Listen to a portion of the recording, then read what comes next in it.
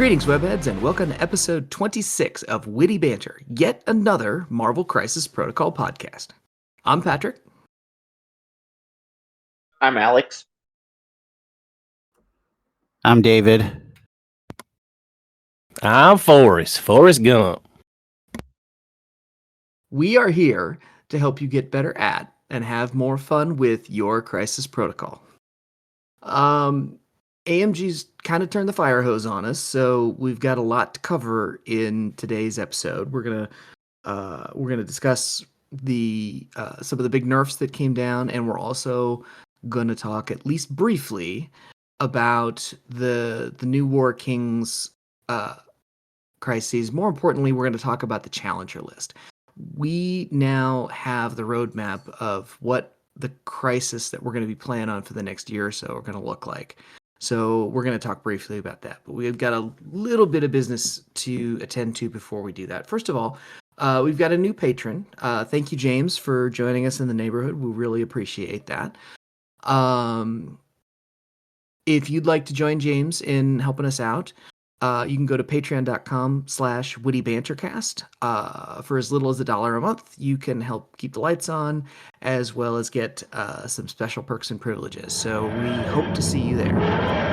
Hey, webheads, this is Future Patrick dropping in because we forgot to add a couple of business items that we needed to tell you about when we were recording the original episode. The first is we wanted to tell you about what we hope to be an LVO qualifying event, Bucky's Bare Knuckle Brawl. That's going to be on February 22nd at the Legion Hall in Gretna, Nebraska.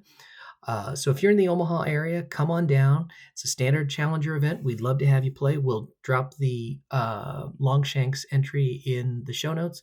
It's a $20 entry fee, and all the funds are going to go towards the support of the Legion Hall. So it's a great event, one all the way around. Second, if you're hosting an event anywhere near the Omaha area, let us know. We'd be happy to shout it out. We'd be happy to give some information about it. And if we can make it work, we'd be happy to come and play in your event. So if you are hosting an event, please let us know. Finally, it's time to get back on the giveaway train. We are going to be giving away a copy of the War King set, including Gladiator. So if you are a member of the Patreon, Itsy Bitsy Spider level gets an entry. Spider Friend, the second tier, gets you 2 entries.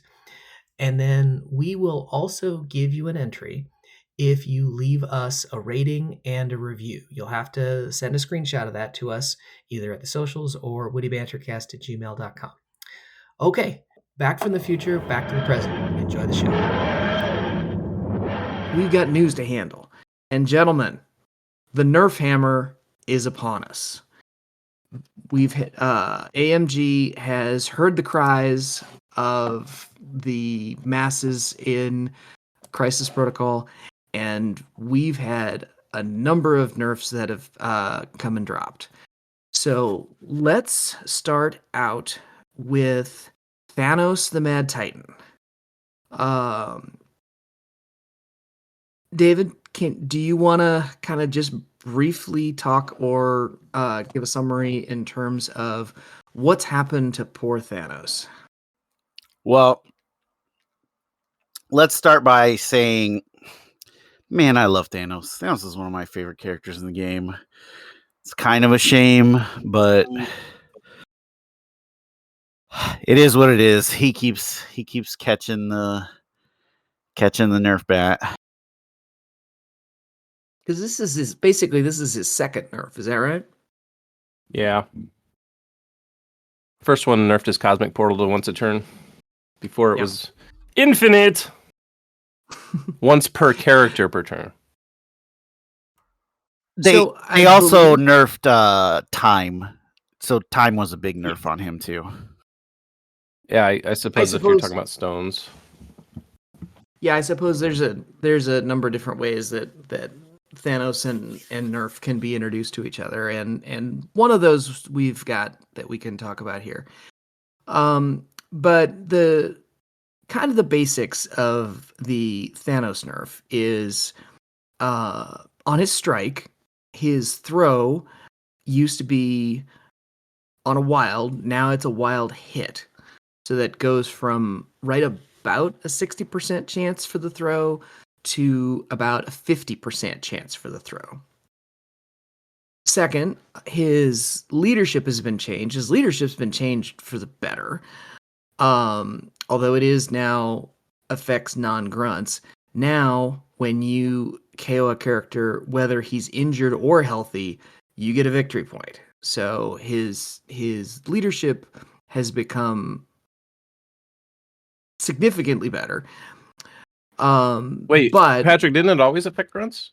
Or am I tripping? It used thought- to always affect grunts, and now it doesn't. Oh, it doesn't now?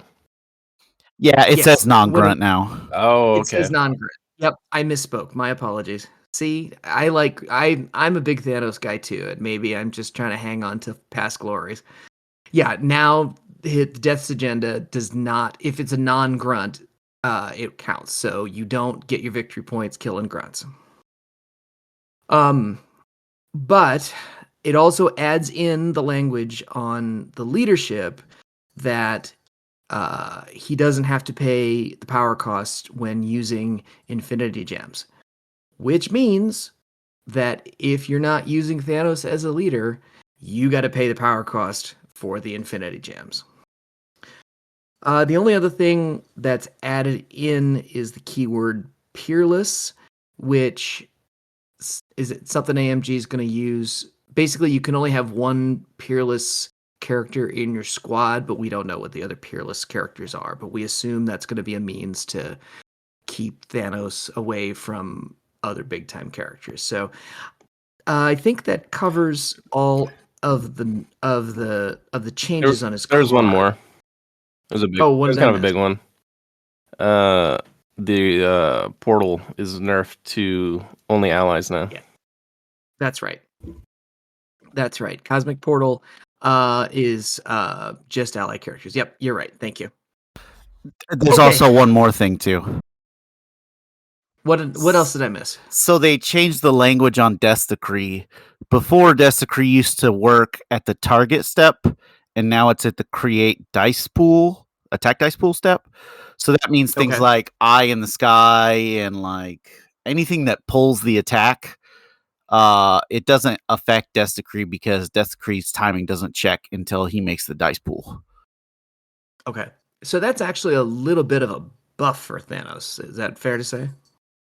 It is now because now your opponent has to decide if they want a bodyguard before you, or bodyguard or taunt before you can decide if you want to use Death Decree or not.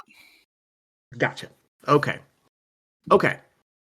So in the main, David, where does this leave Thanos as a character? So I was thinking about this. I mean, I'm pretty sure he's going to disappear as a splash character, but I was thinking about maybe considering like maybe now he starts to take, maybe he'll take one of the gems and then power. But I just don't know if that's good enough. So in other words, you just have his kid and you just juice him up with the power gem and run him as a 7-threat splash. No, I mean I think you take like space, so you run like space power, and then maybe the power gem offsets the loss of power a little. I don't know.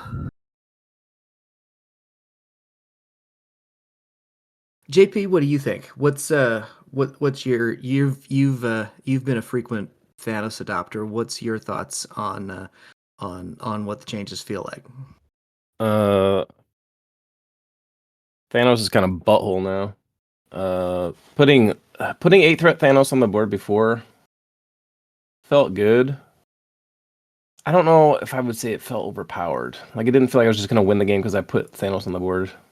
I don't know what his win rate was. It's hard to tell because he was always splash. He wasn't a leader.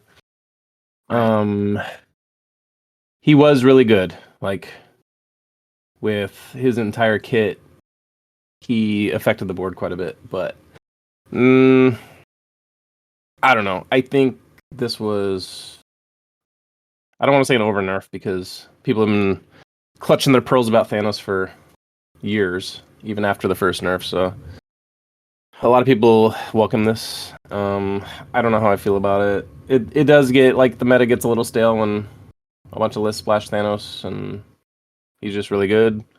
But at the same time, I really like Thanos and I like playing him. So I think, like, me personally, I don't think I'm going to play. Not that I've played Thanos recently anyway, but I don't think I'm going to play him anymore in this current iteration. I just.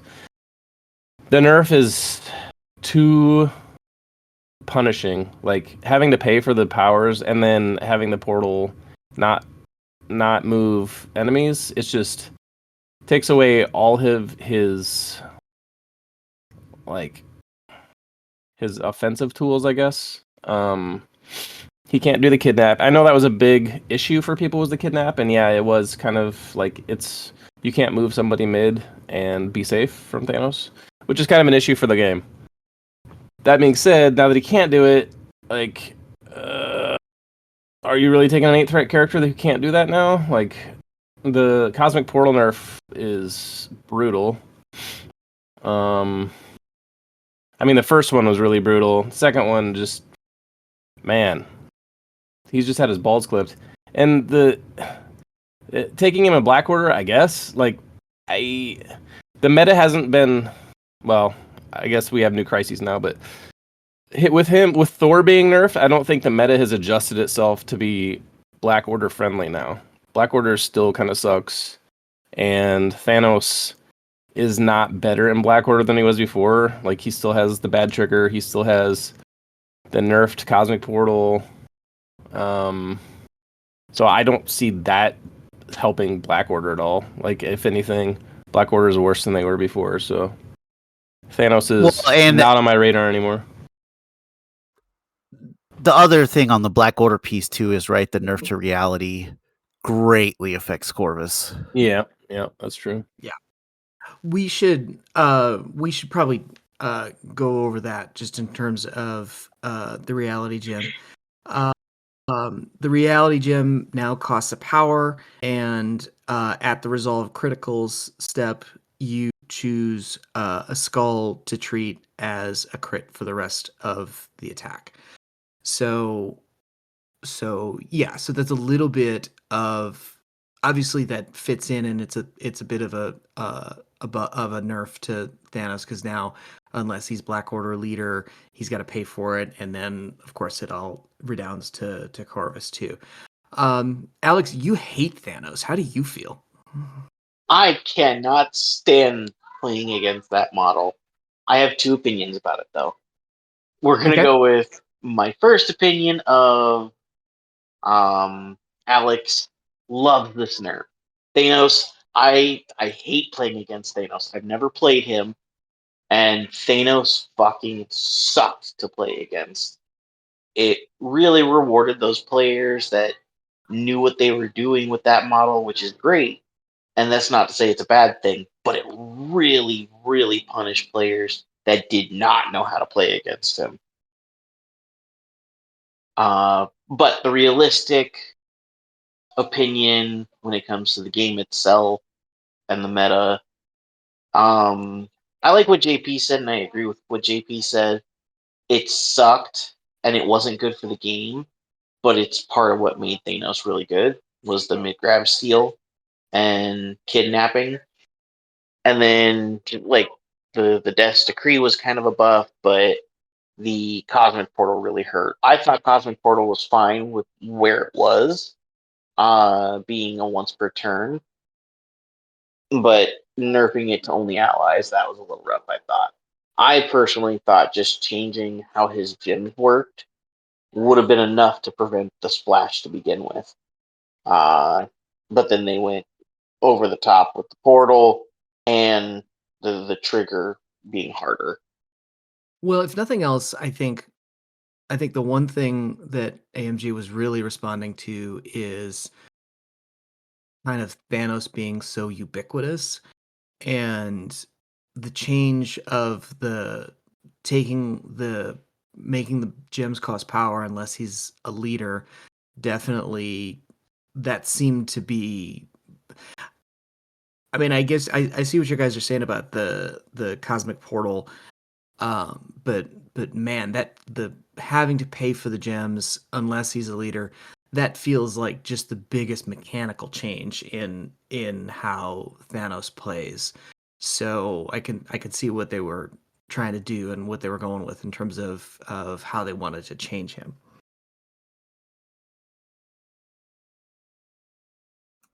There's a few things we didn't talk about with reality that I wanted to talk about.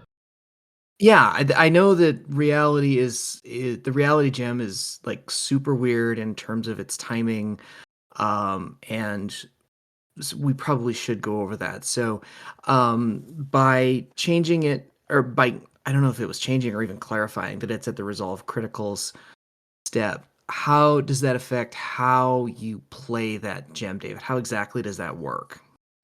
Well, one of the bigger changes that people missed because it's not written on the card is that now reality is a reactive superpower.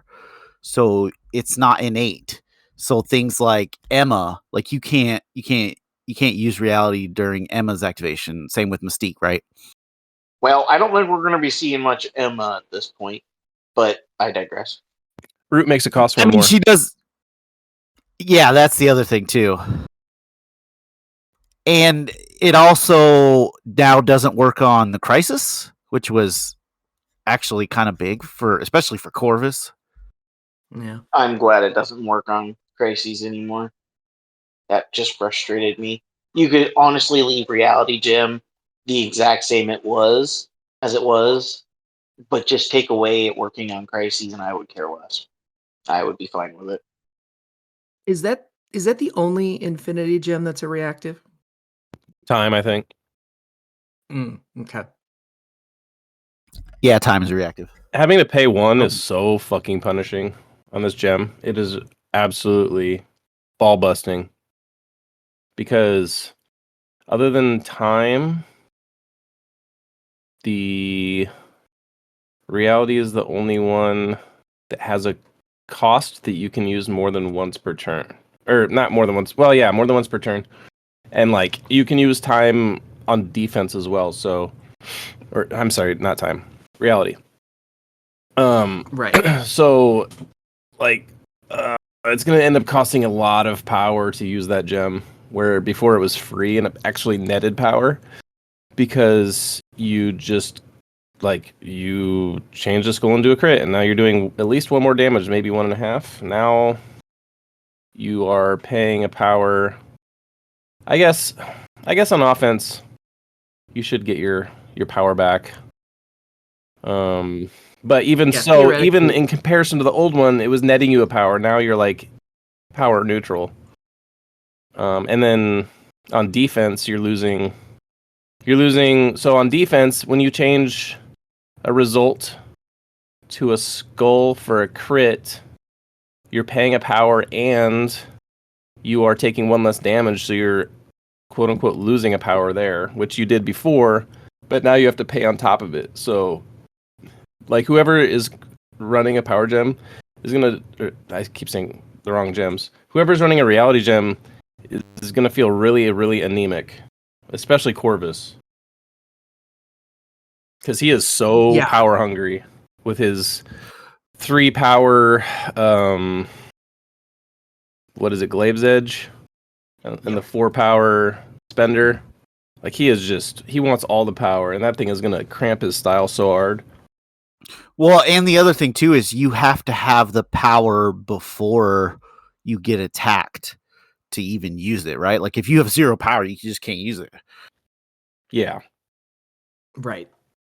And Corvus was showing his age anyway. As a character, like he was still a blender. I mean, he's still completely eviscerated characters, but as a 5 threat and like his lack of mobility, he was definitely showing his age. And that's Blackwater specifically. Like nobody even splashed.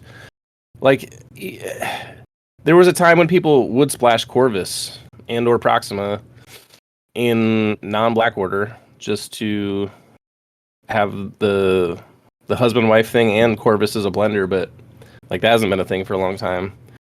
Now I think he's really on life support now.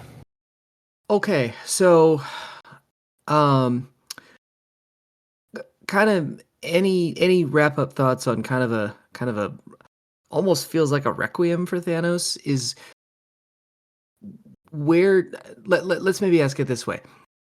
Where does he fit now? Is at least kind of what I'm hearing consensus wise, he's unsplashable and Black Order is slightly better, but still not good. Black Order is not. David, Black Order is objectively worse.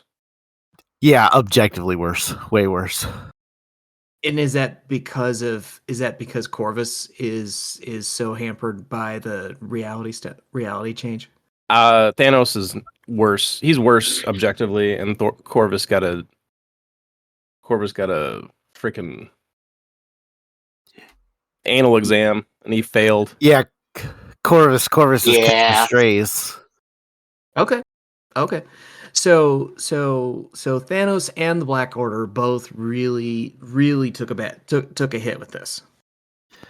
Yeah, Thanos' place is probably on the shelf now. That cosmic portal nerf is just really, really bad for him. A superpower that can move your opponent is way better than a superpower that can move your character. Just speaking from like a game mechanics standpoint. So he got like the worst half of it. So now he basically has like a Loki go forth that's on like a Loki who's a 5 threat, or there's other characters who have it for cheaper threat. Right. Like Cyclops has field leader, shit like that. Right. Like it feels really fucking gimpy now. He's in Lockjaw Clea territory. Yeah, I mean it's just not good. It's not a good look. The nerf to the trigger on the strike was not like you were saying. It's a 10% decrease in the chance, which is not nothing. But it'll be a more subtle thing. The cosmic portal was brutal. Oh, it's worse than go forth because he loses it on the back still. He loses his superpower on the back. It used to be. I mean, It used to be the best superpower in the game. Pay 2, move somebody range 2, at range 4, and you could do it to everybody on the board. It was fucking ridiculous. Now, oh my god, it's pathetic. I don't even want to say it's a shadow of its former self. It's like a. Well, I'm not gonna say it. But yeah, it's bad. Okay. Final thoughts on Thanos before we move on to Party Thor. I feel for the Thanos players. It definitely sucks when a character that good gets hit that hard. But the person that was on the receiving end of Thanos, I'm glad he got his nerf into the fucking ground. That's all. Well, I always think that ending on a little positive Schadenfreude is a good thing. So that maybe that's a good place to leave it. We also have an update for Parties Over Thor, otherwise known as Thor, Hero of Midgard. I am going to try to cover everything, and then y'all can tell me what I have missed. For Thor, Hero of Midgard, his builder, Odin's Son's Ire, is now a range shorter and a die less. His pounce went from costing 3 power to 4 power. I think those are the two that I remember. What did I miss, gentlemen? I think that's it, actually. Okay. Yeah, aside from them banning Brothers in Arms. Right. Which we can kind of get to over. So, Alex, how obviously this nerf hammer for Thor isn't the nerf hammer that Thanos got, but do these two changes fundamentally change how ubiquitous Thor, Hero of Midgard is going to be going forward, do you think? I think it changed him enough that he'll probably. I think he'll get splashed still, but nowhere near as much as he used to. Um, I think it was just a little too much. Because at first when I looked at it, I missed the range nerf on his builder until David pointed it out later in the day. But at first, I thought it was just the dice and the additional power, and I was like, okay, I can accept that. That's good enough. But then the range 3 to range 2 that's what tipped it to. I think they did too much. Because now he just doesn't have any turn 1 plays at all without crazy jank turn 1 shenanigans. But he himself just has no turn 1 play whatsoever, other than what all Asgardians can do, and that's interact with 2 objectives, and like any model that gets 2 or more power in the power phase, but still, it's not anything special. JP, what do you think? How does new hero Thor feel compared to previous hero Thor? Like you were saying, I think the nerfs are a lot more light-handed than the Thanos nerf. They nerfed Thanos into unplayable territory, in my mind. Thor is still good. Like Alex was saying, there's 0 turn 1 play now. Before he could move up, throw a hammer at range 3 and then pounce in, or throw a piece of terrain. Now he's not genning that power because he doesn't have anyone within range 2 if he moves up once. So he's fundamentally changed. Now there are things that change that, like Loki's go forth can still get him up, and then he can kind of do a chain of actions that get him damage, power, or whatever. Hey, an allied Thanos could move him up. Yeah, there you go. Woohoo! What is that? 14 threat? Let's go. The attack nerf is fine. Like the range 3 it made him a lot more flexible in terms of positioning, and now and it made him more. You could be more cagey with him while pressuring the board. Now he really does have to get in there and start mixing it up with people, and I don't want to say overexposing himself, but exposing himself more than he would have to before. The lightning arc thing is still ridiculous. It cracks me up that they kept it range 3. Like having lightning arc hit multiple people at range 3 of the target is still crazy good. The other thing with Thor, and I don't know why the fuck they even did this, but they made the directionality of his push omni, which like it kind of goes back to the whole, like, some of these characters are kidnap machines, and Thor, like a new character that they'd released, they just made him into a kidnap machine. Like, I'm gonna go within range 3 of you, I'm gonna punch you, I'm gonna push you toward me, and I might do it twice, and now, like, positionally, you're fucked. So he kept that still. I mean, 6 dice is fine.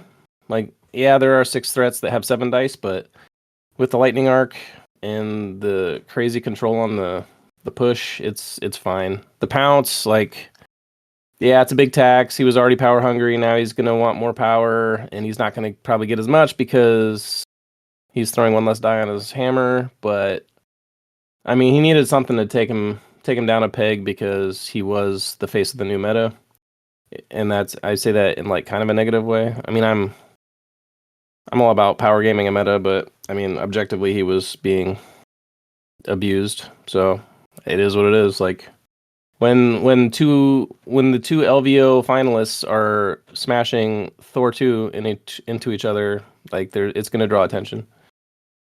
So I think that's the story of Thor. Like, I still think he's playable. He'll still be played in Asgard. He'll still get splashed around. He's not going to have as much of an impact as he did before. It's not going to be. I mean, he's still really, really good though. Like he can still pop off. Like 6 dice to 7 dice. It's a bump, but like you can still pop off with 6 dice, and then the pounce and the throw, he's still gonna have crazy turns for sure. David, what do you think? Where's Hero Thor sit now? So I think he's gonna be much less like before. He could be like juiced up on like round 2 and round 3. And I think he's going to start getting juiced up later on. It might even take him getting dazed to get juiced up to do. But like when he has a ton of power, that guy's going to wreck, right? Like if he's pouncing into you, throwing a terrain piece and smacking you twice, if he's hitting you with that ridiculous spender, like all of those things are fantastic if he has power. I just think that's going to be a slower ramp to get to that point, right? Like it's not going to be he's just like completely dominating like a flank by himself on round 2, right? His clapback didn't get. That's exactly the same as it was before, right? Yeah, no change.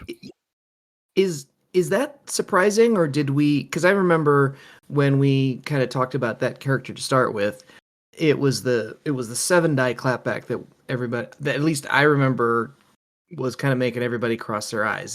Did we just overstate that when we were hot taking the character, or does that leave still a pretty big tool on his kit? both. I think it was. I think I overvalued it, but it's not that it's a bad superpower. It's just that he wants to be pouncing every turn because it's guaranteed damage. When you're trying to slot machine the clapback, it's kind of whatever.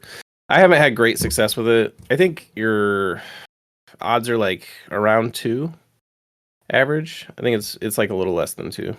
It's like 1.7 or I don't know exactly what it is. But I mean, obviously you can spike. You can do like 4 or 5. But like, are you spending 3 power to do that, or are you saving that to like do a spender or a pounce or a terrain throw? I found myself using it and regretting it because I would only roll like 1 or 2, and then it didn't really affect what was happening. But it is a huge tool. Like if you charge him with Zemo and Zemo has like 2 health left, you're probably not getting a second action. So yeah, it's still a really good tool. David, you also brought up the fact that Brothers in Arms got banned. How do you think that affects where Hero Thor sits in terms of list building and what you're going to do with him? Well, I mean, they restricted it, so it was already kind of going down in popularity. Right.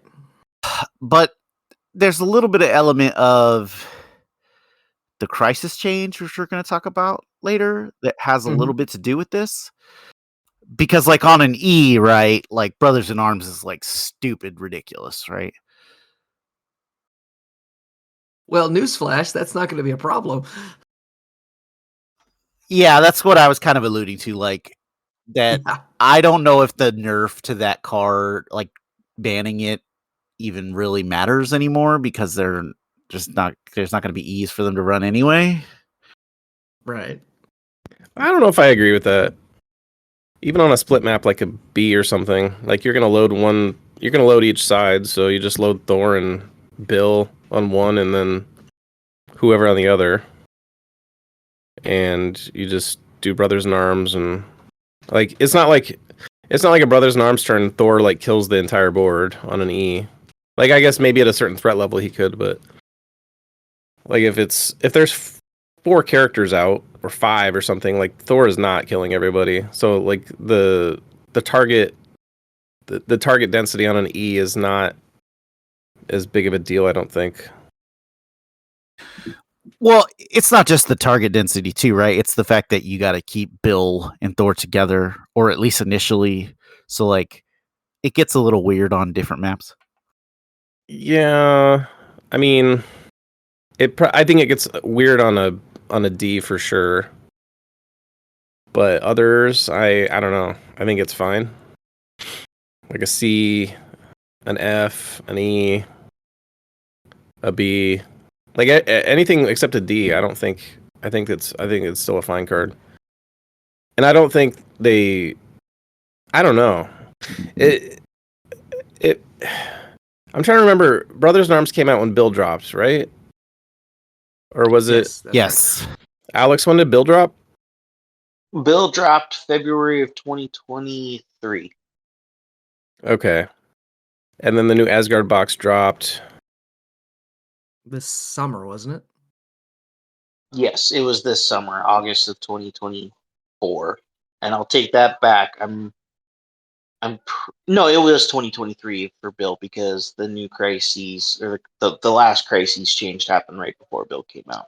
Okay, it was 2023. You can always count on Alex for the dates. Them street dates, they're locked in. So that's like a year and a half. Maybe the dev team didn't have Thor 2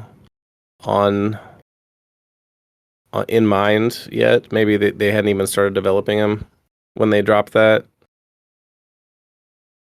It just seems weird that they would develop that card with Thor 2 in mind. So it's probably just a design fumble. Maybe they should have made Thor 2 like a physical attacker or something. I don't know. It was definitely overlooked and it was corrected rather quickly. Yeah, I mean it seems pretty obvious that Hero Thor was way more overtuned than they thought he was going to be because they rushed out restricting Brothers in Arms and then they turned around and nerf hammered Thor pretty darn quickly. Yeah, they didn't wait as long as they did with CGR. That's for sure. Right. Okay. Any last thoughts on Thor before we move on to the final modification? David, what do you think of where is Party Over Thor left now? I mean, like JP was saying, he's still good. Like, he's still gonna have turns where he just like completely wrecks face. It's just gonna be harder to manage now because his power generation is gonna be less, and his pounds cost more. So like, and he's doing less damage. So like, I think it's just gonna be slower for him to get to the point where he's like just wrecking people. JP, what do you think? Party Thor, keep your head up, man. You can still do keg stance. It's all good, dude. Thanos, you're fucking dead to me. Alex? Well, JP just basically said everything I was gonna say in almost those exact words too. Party Thor's still gonna get splashed. I don't think as much as he used to, but he'll definitely get splashed. He's still a good character. And yeah, fuck yeah, Thanos got the nerf into the ground I've been waiting for. I'm at the point now where I'm feeling sorry for Thanos. I never really thought I'd say that. Listen, I'll admit it. I feel bad. now. I feel bad for him too. It looks bad for him, but the 314 games of getting my teeth kicked in by that motherfucker disagrees. You can blame that shit on David. You and your Guardians too. You are No, not. I did not play Thanos nearly as much as David did. I'm not saying David jammed Black Order for like over a year or some shit. He did. And then his Thanos and Shield. Order. Listen, we all just have to accept now that it's the age of apocalypse. Yeah, kind of. I am not upset about that at all. I finally have my Kaiju wins. It's the age of B tier. Let's go. So speaking of models that will be likely seeing more shelf time, my Hellfire Club's a little different now. The biggest change for my Hellfire Club is that it is now no longer a Dormammu style list. Hellfire Club actually is an affiliation that has a list. So let's go over who's in the Hellfire Club. It is Angel, Archangel, Cassandra Nova, Emma Frost, Magneto, Mr. Sinister, Mystique, Omega Red, Psylocke, Shadow King, question mark, Storm, and Sunspot. See, this is where I needed a soundboard because I could throw in like a cough, laugh, fart, or queef like after every one of those names you read. Yeah, that roster or that like affiliation is basically Brotherhood's rejects. Like it's literally all of the Brotherhood characters that aren't good. That affiliation list is doo-doo. So her, at least as I'm reading it, her leadership works the same way as it did before. Where, I mean, it's still like really, really an insanely good leadership. It's just you can't take all of the best models in the game and play them in it. But am I reading that right? As long as they're allied, the leadership would still work. So if you take a splash character into Hellfire, your splash character still gets the Hellfire effect. Am I reading that right? They do, yeah. Okay. So it's just you can't make a list of the models that will all take best advantage of that leadership. You can only do it with your splashes. Typically, Hellfire would run 5 to 6 wide.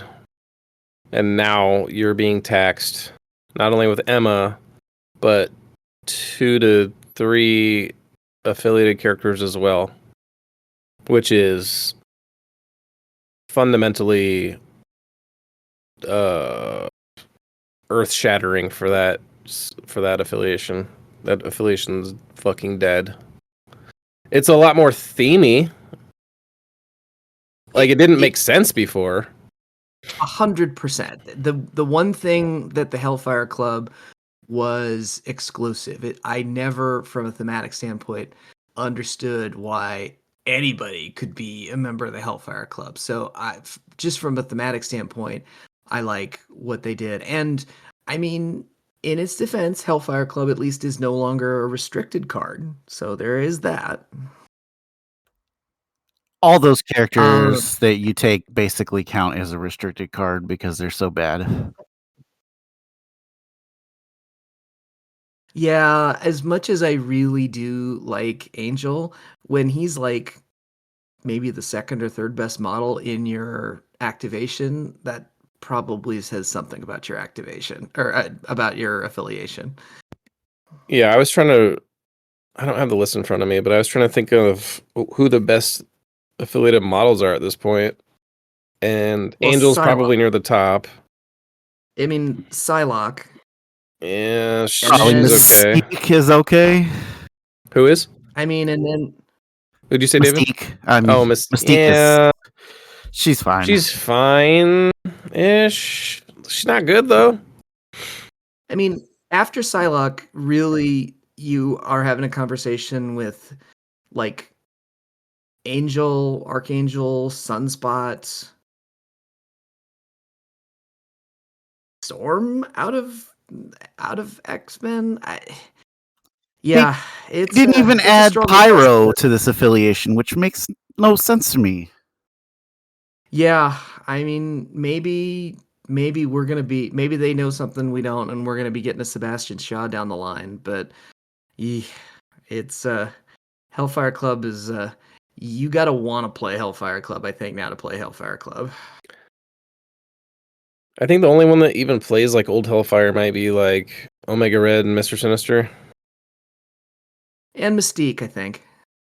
Well, what I'm thinking is like they're kind of sort of like Omega Red's fairly tanky. He only has three physical, but he's got DR. He's got a good health pool. Sinister, kind of the same thing. He's got DR, and I think he's 6'5", but they both have character displacement. of like old Hellfire. They just like sit on points and displace people and tank. Like they're probably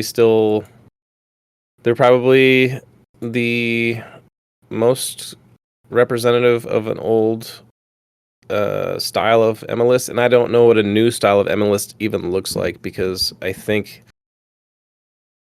the fact like people figured it out to where they were able to abuse the leadership. Like Emma didn't even become a problem for like months. It was people. It took a while for people to figure out how to optimize. So now that it's optimized, though, I don't think there's an alternate path to make this affiliation good. I think you kind of still have to play it in the same way. And I don't know if Mr. Sinister and Omega Red are capable of doing the heavy lifting that some of those other 4 threats were doing. Yeah, like neither one of those is Rhino, right?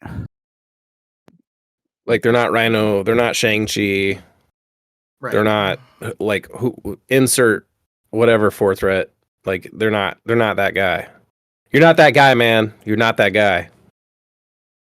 You could do some stuff, but I don't think Hellfire is going to return to their former glory. Alex, what do you think about Hellfire post modification? Yeah, if we see more than 2 at a large tournament of like 32 plus, I will be shocked. Shit, if we see one, Yeah, I would yeah, be pretty one. shocked to see one. That affiliation list is so bad. I think Sentinels are jealous of how bad it is. Whoa! Slow your roll there. Sentinels would give their robotic eye teeth for a Mr. Sinister and for an Angel. Thank you very much. Jesus Christ, this podcast got dark. I Sentinels honestly ain't giving think, up like, shit for Shadow King. Well, notice I left Shadow King out. yeah, I don't know. I just like, at least with Sentinels, like, it makes sense. It's thematic, and well, you ain't got to think really hard to maybe break them because there's 3 fucking models. Fair. Well, they have the power of friendship because they have a bridge with Cassandra Nova flicking her bean on the team. That's true. Oh, here comes new meta Hellfire Sentinels cross. Yep, I see it. 0-5. Let's go. We got to find that Enya box set. Isn't that? Did you say 0-5? Don't you mean 5-0? My experience with Sentinels 0-5 feels much more authentic. No, I probably. Okay, so any kind of, I think that covers. Did I miss anything in terms of the modifications? No, I think it's just the affiliation list, and then the card got unrestricted. They did change I mean, for future reference, they did the actual rulebook changes. In addition to Peerless, they also did add 2 other keywords. They added stealth as a keyword, which feels like it's just going to be more card cleanup. And then they added reserve as a keyword for characters like Tiny Tony popping out of Hulkbuster. But nothing as of right now has changed. That's all seems like future stuff. Other than that, I think that covers everything in terms of the groundbreaking shifts that they made to change things 2 weeks ago that now we've all forgotten about because we have new groundbreaking stuff that we need to talk about. So unless we got anything else, we ready to move on to the change in the crisis and all of the War of Kings information. I will say I'm interested to see who else gains Peerless. Yeah, I'm still can't quite wrap my head around how they're going to do that because it's within the squad. Is that right? In other words, you can't have more than one character that's peerless in your squad. I mean, only Thanos has it right now, so it could have just Right. they could have just called it dickless. God, Ballless. I would accept that too. I feel a lot of hurt here. I mean, I feel a lot of hurt that's coming out in different ways. I can really appreciate that. Okay, so we'll put that on the shelf. We'll talk about that some more. Webheads, if you want to give your thoughts on what you think of the nerf hammer, hit us up in the comments or shoot us an email, and we'd love to hear your thoughts. But let's talk about the new Crisis World. We all know that the War of Kings is coming, and it's got 5 secures and 5 extracts. And we're going to go into a lot more detail about those at a later date. But what we got today really was that AMG gave us the full list of the crisis that are going to be eligible for challenger events for at least the coming year. So what they did was they then curated the list, both of the current crises as well as the new crises. So let's see. So we've got the list. There are a total of 24 crises that are going to be available to be played. 12 extracts and 12 secures. We'll talk real briefly about the new ones, but Demons Downtown, Gamma, Research Station, Spider Portals, Sword, and Paranoia are gone. All 6 of those crises are no longer going to be in play. So with the removal of those, as well as there's 1 secure and 1 crisis out of the new box.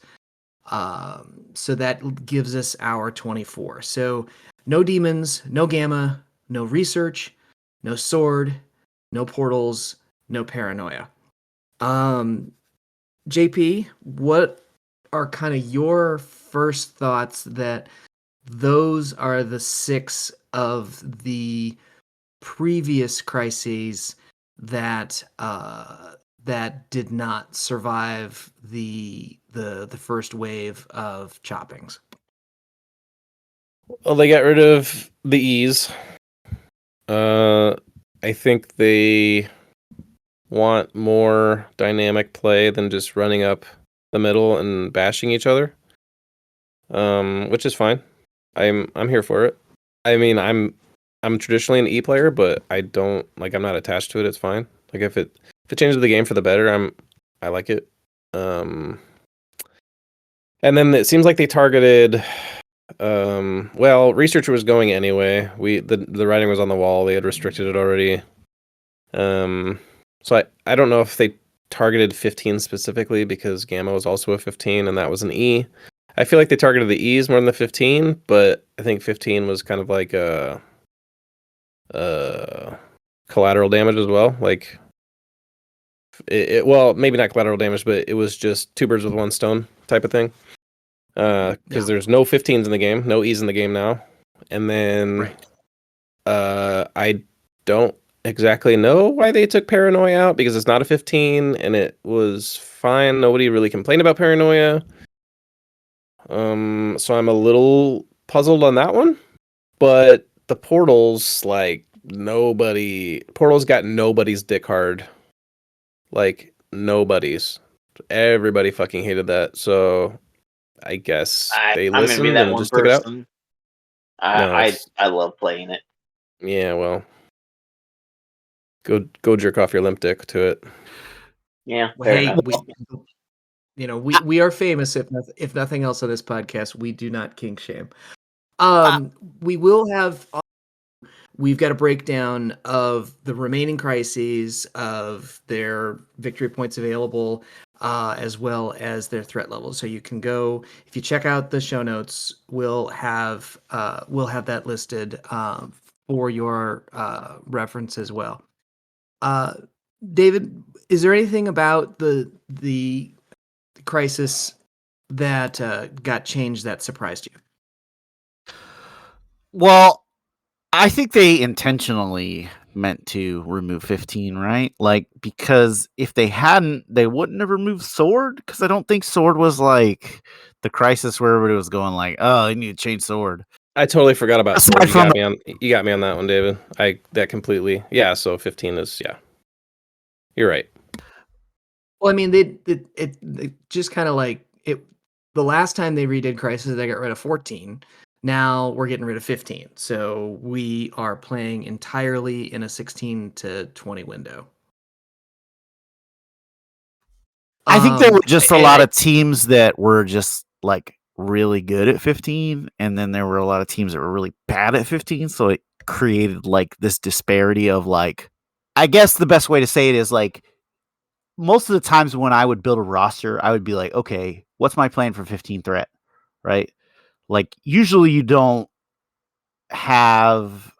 shouldn't have to have a like exact plan for an exact threat unless that threat is a problem, right? Well, yeah, I mean, we're down to now just 5 different threat levels that you have to plan for. So that definitely is going to make your planning just that much easier to try to work our way through. And JP, in the document that they did release, the AMG said that Demons, Gamma, and Research were taken out of the timeline because they optimize attacking over movement, and they removed Portals, Sword, and Paranoia because they allow for too much optimization for movement over attacking. So I guess, But they left didn't say left all the D's in, including riots. That makes fucking total sense. Not. Yeah, I agree. That does seem weird. Why would they say it like that? I don't make the news, gentlemen. I just read the news. Alex, what are your first impressions on the new universe of Crisis that we're dealing with, or more specifically about the old Crisis that we are leaving behind? 5 of them. Well, I'll say 4 of them. 4 of them kind of surprised me as to why they got rid of them. No, I'll take that back again. I guess it's 3. So half of them surprised me, half of them didn't. The ones that did not surprise me were Researcher. I expected that to go.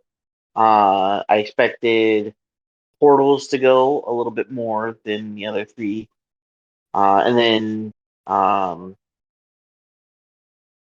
Demons. I expected that to go as well. None of them, like Portals, people didn't like playing that one. And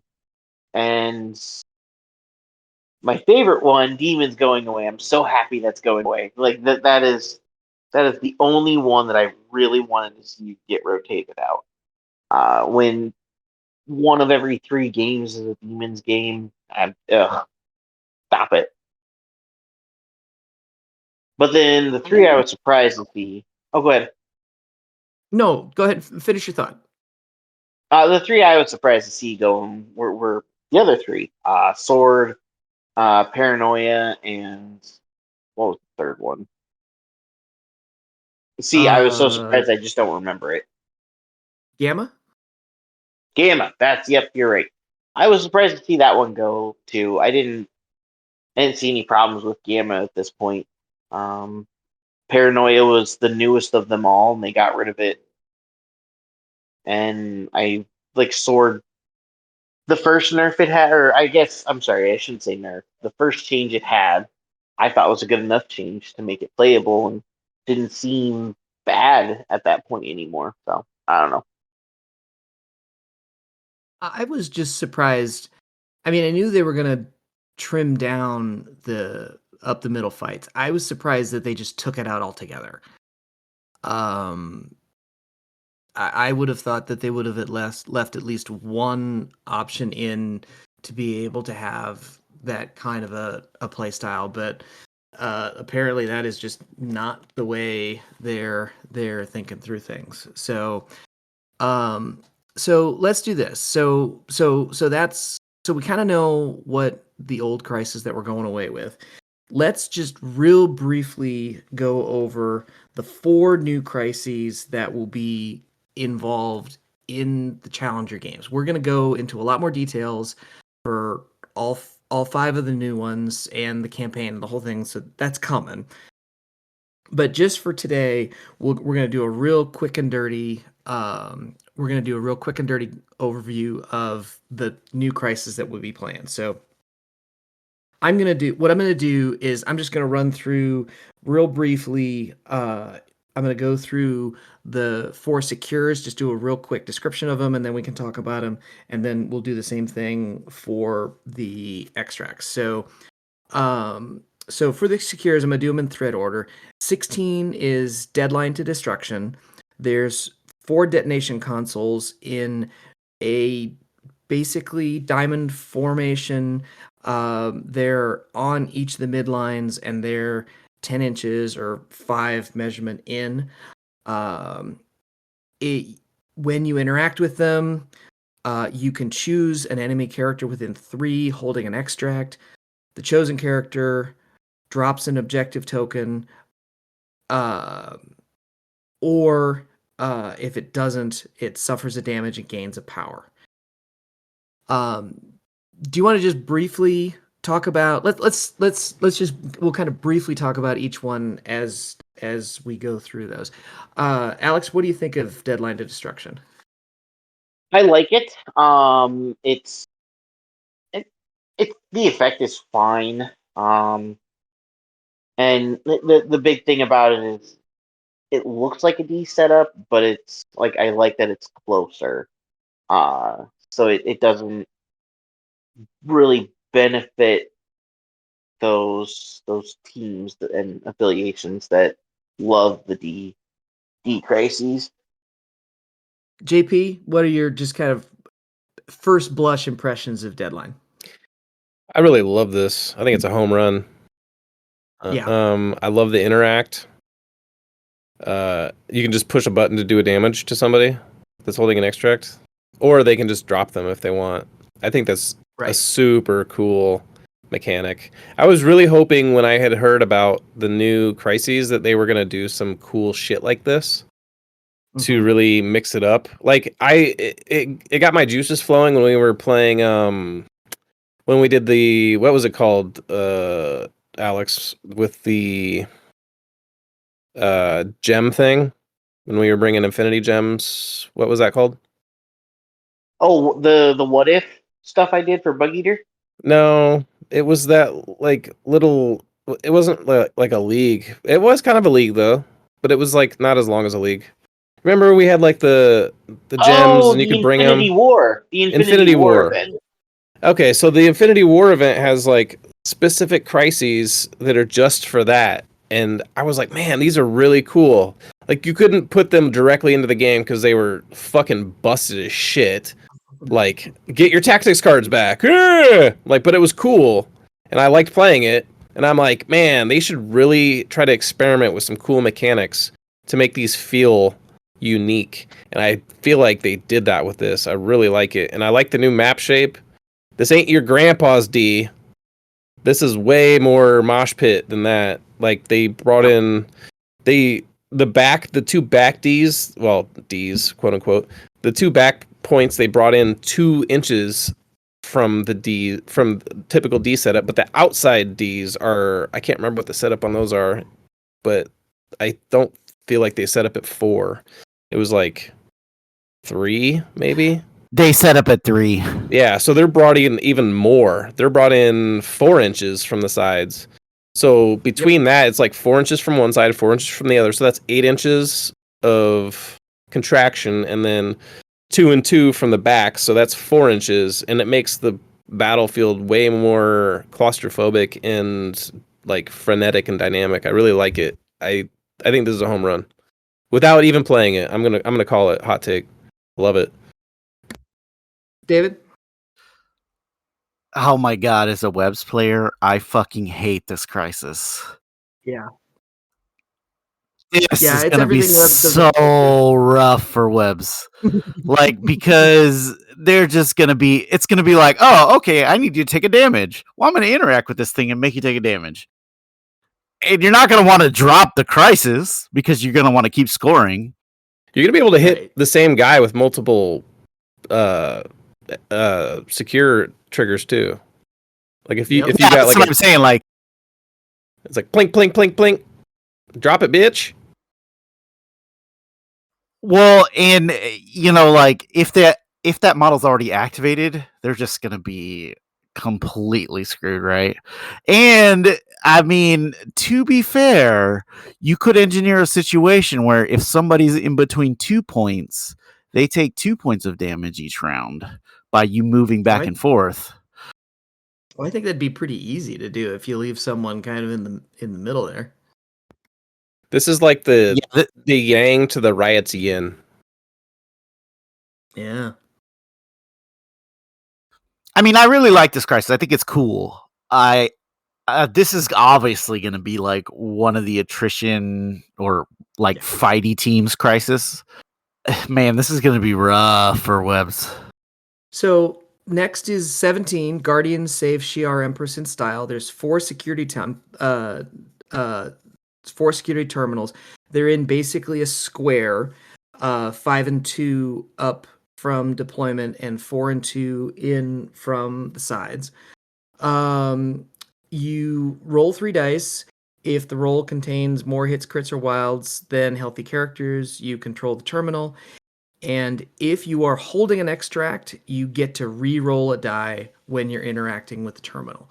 So it's a sword-like pay to flip with sort of an extract flair and without the feels bad.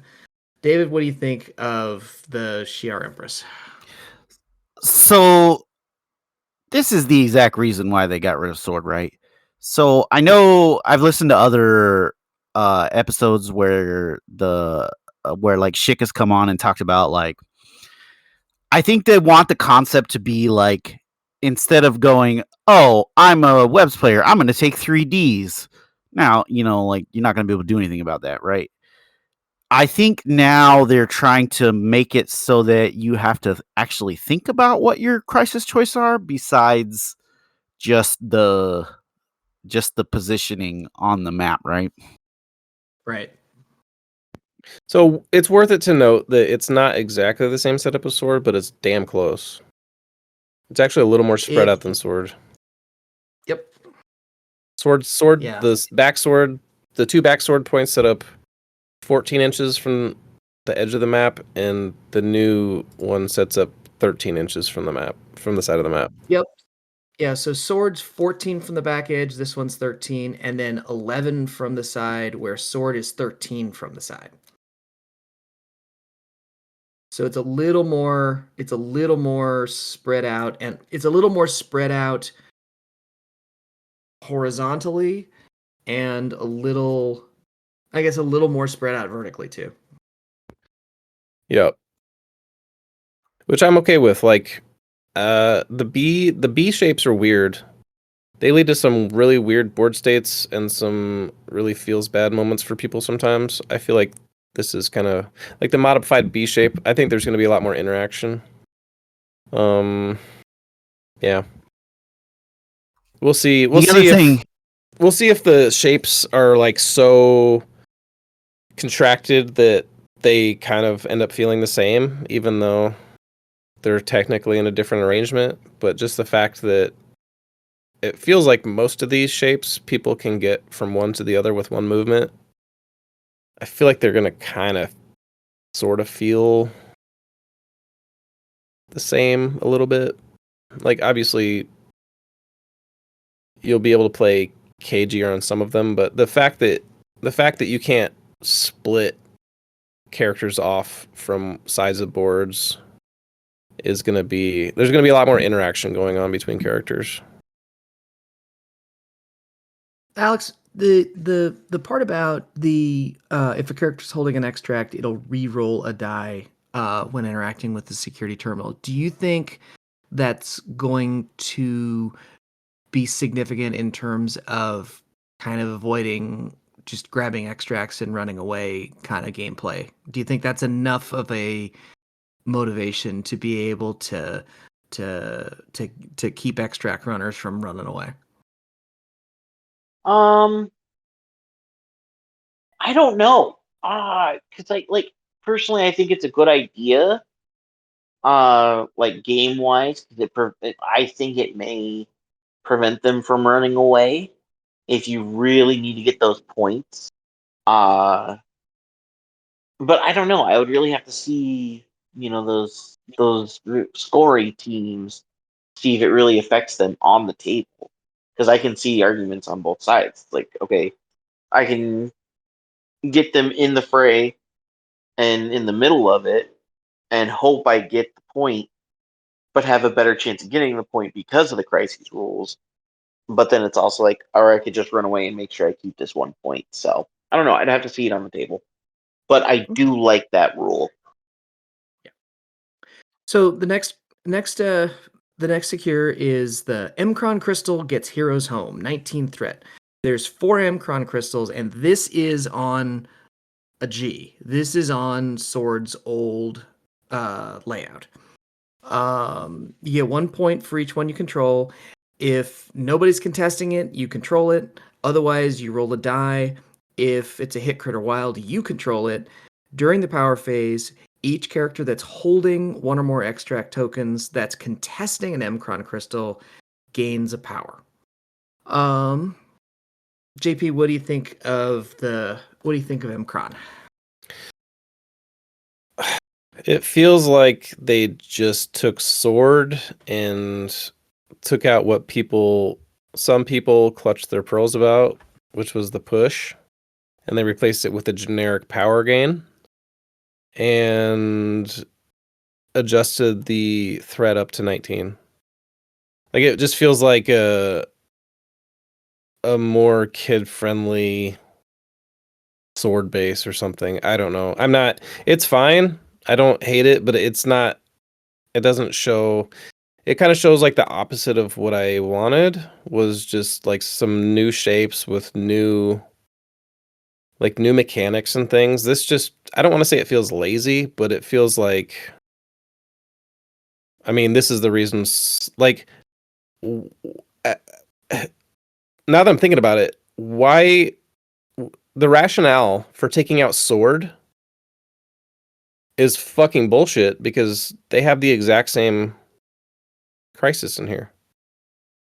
Except you don't get the push if you control a majority. Yeah. But like the rationale they gave, like you could apply that to this 100%. David, I'll ask you the same question I asked Alex on this one. Does the benefit of interacting with holding an extract, this time getting an extra power, do you think that's going to be enough of an incentive to keep extract holders basically in harm's way in the conflict? Well, I want to first say, if AMG, if you're listening to this, make every pay to flip like this. Pay to flip shouldn't be like, as long as if pay to flips are, if there's nobody contesting, you just auto take it. That's the way to go, right? I think 100%. everybody would agree with that. Every MCP player who's not a complete sadomasochist would agree with that. Again, we don't kink shame, but I agree. Yeah, I mean, it feels so fucking bad when you go up to a pay to flip and you're like, oh, nobody's there. I got 4 energy dice. Let me get this. And then you flub it and fucking lose the game. And you're like, okay, well, that's great. Well, I guess I'm not the greatest example, because last week at our release event, that happened to me twice on Mad Men. The first 2 models I activated failed 2 rolls, no contesting. I didn't lose the game because it ended up being like 20-2, but still. That's a lost track fucking of how humble many- brag. Jesus Christ. It is a flex. It is a flex. I'm impressed, Alex.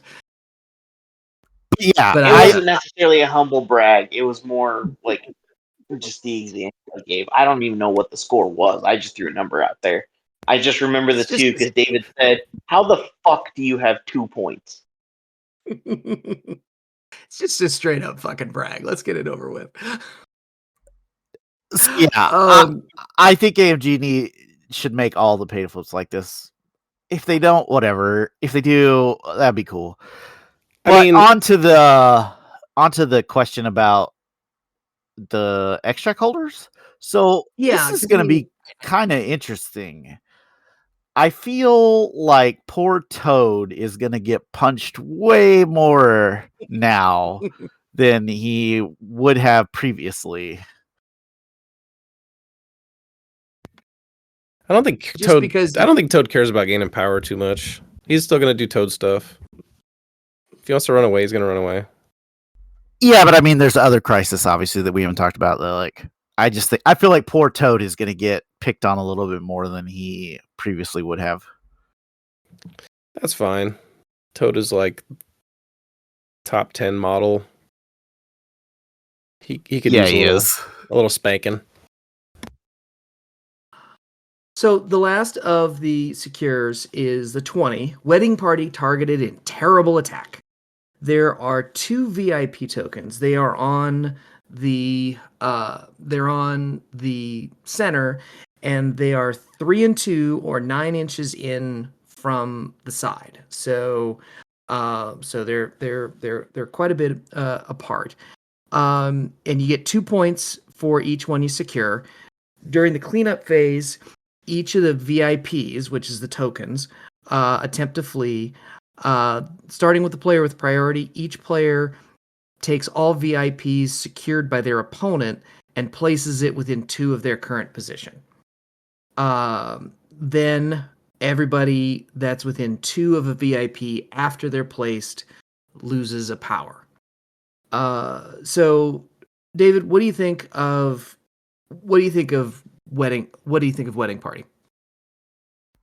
So at first I was like, "Oh, I like this crisis. This is cool."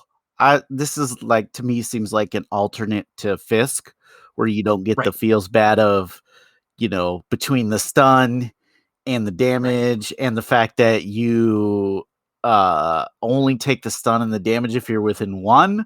So like it incentivizes your opponent to like place it next to you so that you get stunned and take a damage. But now it's within 2, so you're not scoring it if you do this, and it's only a loss of power, which is cool. So I was like, "Oh, this is cool replacement for Sword." But then they kept Fisk. But then they kept Fisk in the rotation, which makes me go, why did they do that? Like, if this was supposed to be a replacement for Sword, or not Sword, for Fisk, why not just pull Fisk? I don't know. It doesn't make any sense to me. I think the attrition teams are probably gonna try to play this, but maybe not, because it's far spread. I don't know. Alex, what do you think?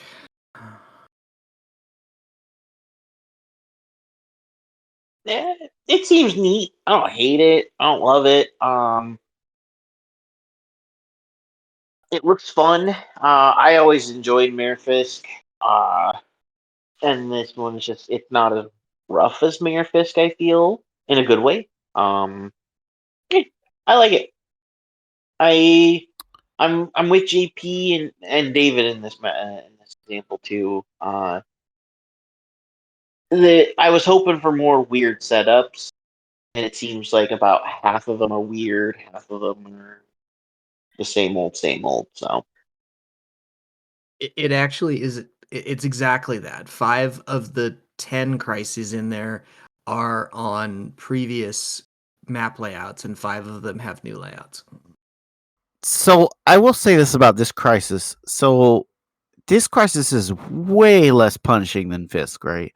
Like Fisk, you're getting stunned and you're taking damage. Like, it's kind of like whenever somebody brings Fisk, they probably have a plan for it, which means they're probably running like immune to stun characters like Hulk or Wolverine or, all these immune to stun characters.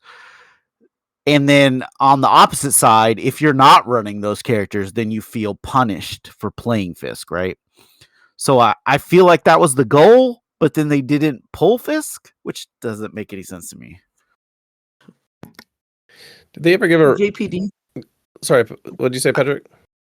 Oh, I was just gonna ask you, do you think this crisis will play dramatically different than Fisk, just in terms of how the VIPs move around?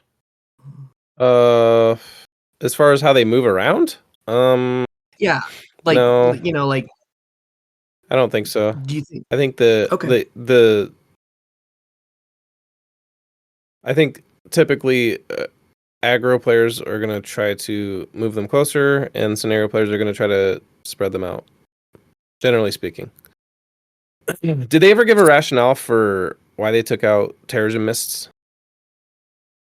Because this is like Terrigen Mists who like came back after 3 months, but they have like a nose job done. I'm like, no, okay, they gave no reason. I know who It you just are, disappeared. motherfucker.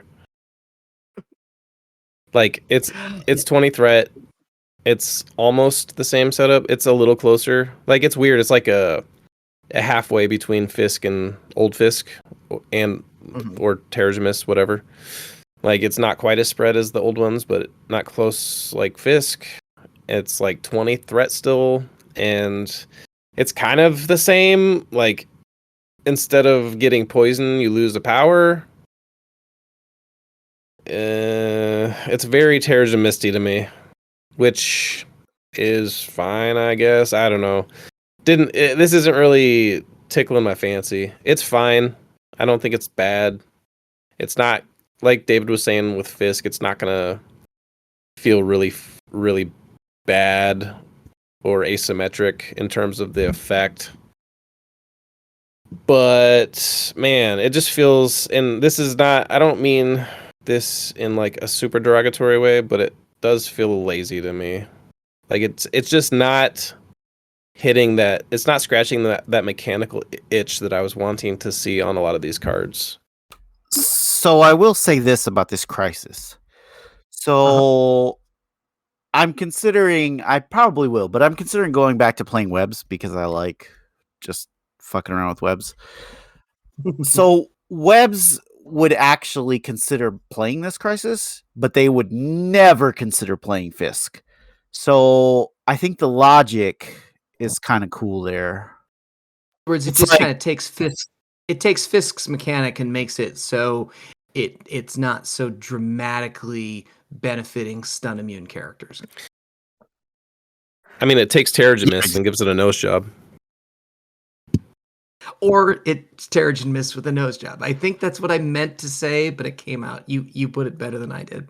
Well, the big thing on that is the damage, right? Like a lot of what you would consider primarily scoring teams tend to have characters that have lower health pools. So like when they're taking damage, it's bad for them. So like this is just power, which is like, yeah, that sucks, but it's not the end of the world if you lose a power. Poison is also worse than losing a power too. Right. Like the poison and damage it hurt more than this. This just feels like kind of kids glovey. Like we're just gonna make it like it's not gonna hurt as bad. It's not gonna hurt your feelings as bad when something happens to your guys. I mean, theoretically, if you got a character with no power, it doesn't do anything. Exactly. That's the other thing. It just feels very soft around the edges, which I don't know. It's fine, I guess. The only thing I got. No, go ahead. I just don't know how I feel about it. It feels, I don't know. Just looking at it feels very generic. I just don't know. Maybe it'll be good for gameplay because Fisk doesn't really get run, so we don't get to see the moving secures worth 2 very much. Maybe it'll be cool. Maybe it'll mix up the meta. I'll stay optimistic about it. I'm just not excited about it mechanically. Yeah, the only thing go ahead, David. The other thing I would say about this is it's a 20 as opposed to Fisk being a 16. So excuse me, Terrigen Mist is 20, sir. It's got a nose job. I mean, I guess, yes, it was. It's been so long since I've seen that Crisis that I completely forgot that it was 22. But basically, what I'm saying is, like, I think that at 20, a lot more teams are going to be wanting to potentially play this because it is 20. That makes sense. My only thought with this, after having reread the War of Kings, is that the two VIPs for this are Ronan and Crystal, and this is the only way I can possibly think that Crystal's going to end up seeing the table. So hey, you let's leave move on to Crystal our- alone. She's pretty good in A-Force. Okay, I'll take your word for that one. Not that A-Force is any good, but you know, she's still something. The next time I see Crystal on the table will be the first time I've seen Crystal on the table, which makes me sad because I think she's a cool character. So going to the extract. So this first one is a 17 extract, unexpected guests crash royal wedding. There's 4 guest tokens. They're civilians. You score a victory point for holding them. You interact and you pick one up. They are 13 from deployment and 10 from the side in a box. During the power phase, each character that a player controls that's not within 2 of a secure objective that is also holding a guest, the controlling player chooses a secure objective and that character is pushed towards the secure objective. So at least the way I'm reading this, unless David, explain to me how this works. It's late, I'm tired, and I'm confused. So let me start by saying this. I think this Crisis is pretty cool. I will say again, obviously, because I'm like going back towards Webs. Webs really fucking hate this. This is terrible for them. But in the grand scheme of things, I think the idea of having a B extract or a B like, I guess it's not exactly like a B, but a B extract I think is pretty good for the game. I will say I've been waiting for a B extract. And like David said, it's a little bit more pushed in than a B on the sides, but the front to back spacing is the same as a B, and it's like you have 4 extracts that you can easily gain parity. You don't need a mid grabber. I do like the setup here, and it's unique, so it gets points there, and the push mechanic gets points as well. So yeah, I tell really me a like little that bit- push mechanic. So basically, it's if you're not within 2 of a secure, then your opponent gets to pick a secure and push you towards it. Yes. And is that if you're holding the is that- extract, yeah. if you're holding the extract. So this is in addition to being able to hold just one, it's basically a brute force way of just going to characters that are trying to run away with extracts. It's going full Scorpion, get over here, and bringing them back into the fight. Yeah, that'd be like a medium push, I think. That was a long ass spear rope. But That's true. so let me talk about this, what I just noticed from reading this. So Yeah, please. okay, so say I'm a Webs player and I want to run away from these objectives. So you can choose a model and that model gets pushed, but the player who controls the model gets to choose which secure they get pushed towards, which is going to be weird.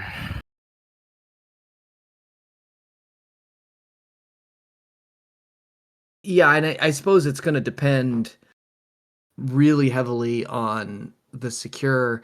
I guess this Crisis could get like super weird with the wedding party Crisis, where you get to move the secures around. Yeah, it's gonna hey get guys, hold weird. on a sec. We need to clarify because I'm not reading the card the same as David. It says for each holding not within 2 Also holding guess, the controlling player's opponent chooses a secure objective. So the controlling player would be the player controlling the character. Oh, Their you're right. opponent would Yeah. choose a secure. That character is pushed toward the secure. The opposing player resolves this push. Yeah, you're right. You're right. So if David is the webs player, I get to pick the secure that the extract holder is getting pushed towards. Yeah, you're right. And you resolve the push as the opponent. Right. That's right. Although it's still, I mean, it does the moving secures does kind of create some weird potential play patterns for that. But yeah, you're right. That does it takes, in other words, it takes the agency for the push completely away from the player who is the extract holder. Which I will say I really like that, but again, this is going to lead to a lot of scenarios where Toad is going to get punched a lot more than he wants to. It does create, I mean, again, if good game design is just creating interesting decisions, then you really do kind of put yourself in a spot, if you're an extract holder, is like, okay, am I better off staying within 2 of the secures, or is it worth it moving away for that round and then taking the push later? Alex, what are your first thoughts on Royal Wedding? I like it. I really like it. That push mechanic is super fun. It gets people back into the game. Like it, I'm digging the route these crises are going, because I really think they're just trying to get people to play the game and not just kill each other or just run away from the crises, or excuse me, run away with the crises. I really like what they're doing here. Some of them seem a little lazier when it came to the setups. That's okay. We got to have some simplicity, but I'm digging it. This push mechanic is so fun. The wording is kind of crappy. Don't like the wording on it, because they could have just said your opponent chooses the crisis and they make the push. It seemed like there was an extra sentence or two in there that wasn't necessary, but God knows AMG and their wording is not necessarily the best. There's a reason why we have 13 different timing steps for a dice roll. That's fair. So, yeah, David. So I will say there are, like, once people start really realizing what this crisis does, they're going to start doing things like throwing somebody outside of 2 just to get the push, like to push them into a space that they don't want to be, which is actually pretty cool. I actually quite like that. This crisis is going to be super interesting. I will say that. Will that movement trigger like booby traps? Yeah, 100%. It's a movement. Yep. Anything that's a movement will Booby trigger traps! traps. So there's all kinds of trap house play that this thing is gonna be lining up then, isn't there? This is definitely going in my Spider Foes list. Yeah, I was gonna say, I was like, Spiderfuls, they're kind of liking all of this stuff. They're kind of looking at this stuff going, oh, maybe I could play this, and maybe I could play that. Okay, so next crisis it's also a 17. Scientific samples found in discovered universe. It's 4 sample tokens. It's on a D map. You score 1 for each sample you hold. Once per turn, when you roll dice after the effect is resolved, if the roll contains 1 or more skulls, you get a power. And during the cleanup phase, if all of the player's characters holding an extract are within 2 of 1 or more secure objective tokens, that player scores a victory point. JP, what are your first thoughts on samples?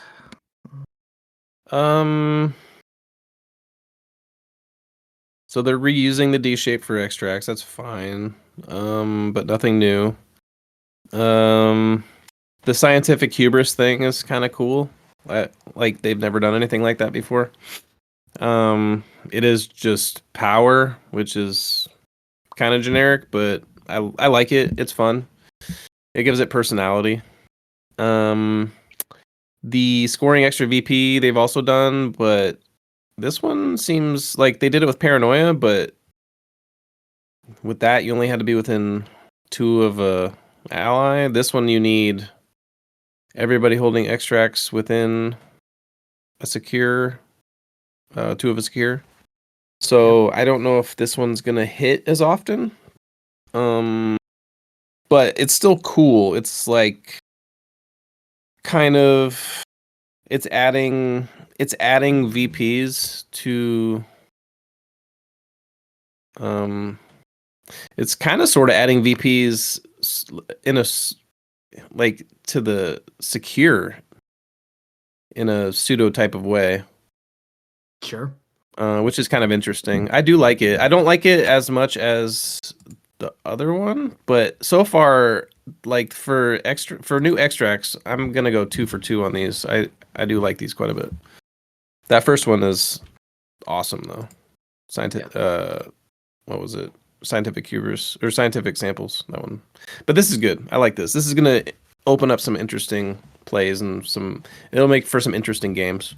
And it's, I feel like it kind of has a built-in sort of catch-up mechanic. Not a great catch-up mechanic, but the more extracts you're holding, the harder it is to score the extra VP, whereas the fewer extracts you're holding, the easier it is. So there's kind of some interesting nuance there.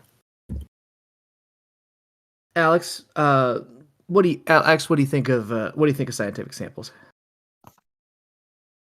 I like it. I wish it wasn't another D setup extract. Honestly, I wish they would have put another B in there. Because we have 0 B extracts. And when they took away the 1 because Brotherhood was breaking it at the time, I feel like they could have put a B setup back in personally, but it seems fine. It's got fun mechanic. It's not anything crazy, but it's fun. Yeah, I'm excited for it. It 2 for 2. I agree with JP. David, what do you think? I know this was you and I had tried this one out. What do you think of where scientific samples is gonna fall in the game? So, one, I really, really like this crisis, but I also like it because, like, I feel like the scoring teams are gonna take it, but it's also not as easy to get the extra VP as Paranoia was. Right. So it's gonna be harder for them to do it, but I think that they're gonna like the skulls gain power. I mean, I think that's cool. It kind of seems like it's going on brand with their concept of making the extracts interact with the secures, which is kind of a cool concept. I think that this is going to be like, there's going to be some secures where this is going to be really weird, like intrusions. Like, basically, in order to get this VP, you're going to have to be everybody's on the midline. As opposed to, like, if I'm running a D, now everybody can just be on the D, right? So I think it's going to create some interesting, like, mechanics when it comes to, like, teams versus teams, like, say, a mid-range team versus, like, a scoring team or whatever. I think that's going to create some cool differences. I really like it. I think it's cool. I think it's going in my webs roster for sure, I think. Do you guys think you need an extract to get the VP? So say your opponent has all 4. If all of a player's characters holding extract tokens are within 2. So would it I read it as it requires at least 1, but maybe not. I agree. I think it requires at least 1. it's probably gonna require a form ruling, but yeah, that's how I'd rule it. I think if you're not holding any, like if you're not holding an extract, then none of your characters are holding extracts, so you can't have an all and none at the same time. So I agree. I will say on this crisis, shout out to the larger bases because they're going to have an easier opportunity to like interact with this crisis and still be able to be within 2 of a secure. All right. We have another 17 threat extract. Terrigen canisters fuel doomsday device. There are 5 canisters, and it is on an F shape. So it's the same F shape as we've seen in maps before. You get 1 victory point for each canister you hold. You can only hold 1 at a time, and all of the extracts you can't hold more than 1 of them. When a character picks up a canister, you roll dice equal to your physical defense. If the roll does not contain a crit or a wild, the character gains the poison special condition. Additionally, while a character is holding a canister, its speed becomes short. David, what do you think of Terrigen canisters? This crisis is crazy. So it looks like something that a scoring team would want to play. But then when you look at it, you're like, oh, Nope. I don't know if I want to play that. Because like all of a sudden my character's becoming slow is bad. Like, and possibly getting poisoned. Like, oh, this is a really interesting crisis because I feel like it puts a lot of points on the board, but also favors teams who don't want to hold them, which I think is a super cool dynamic, right? Yeah, I think this crisis, as much as any, would be fascinating to see how it gets played out and people start using it. Alex, what do you think? I love it. I love it. It's neat. Excluding the fact that it's a 17 threat and an F setup, did we really need another one of those? But aside from that fact, I think it's got a cool rule. Some of those again, my spider foes I think spider foes really like this one. Because half of them are slow movers anyway, so who cares? It's true. Does Doc Ock's thing get rid of poison? No. I wish it did, because that would just be icing on the cake. JP, what are your thoughts on Terrigen canisters other than Inhumans might like that? Well, I'm gonna echo Alex's sentiment that 3 Fs on a 17. Really, guys? Like, really? That is prime laziness. That is, I feel like that's, I don't know. The other part, the flip side is, like you guys were saying, I don't know if scenario players want to play this. Which begs the question, as you guys are saying, who does want to play this? I think it might end up being an extract in search of a team. And I don't know. I do like the speed thing. I always thought that was a really cool mechanic on, what was it before? Was it Senators or was it? Is that what it was? Senators. The old Senators. Yeah. I always thought that was a really cool mechanic. Scrolls. Was it Scrolls? Was the one that Scrolls, yeah. Okay. Old Senators made you roll 1 less defense dice. It was rough. Oh, okay. Yeah, I'm misremembering. I thought that was a stacked thing where you were slow and rolled 1 less, but okay. I think it gave you stun.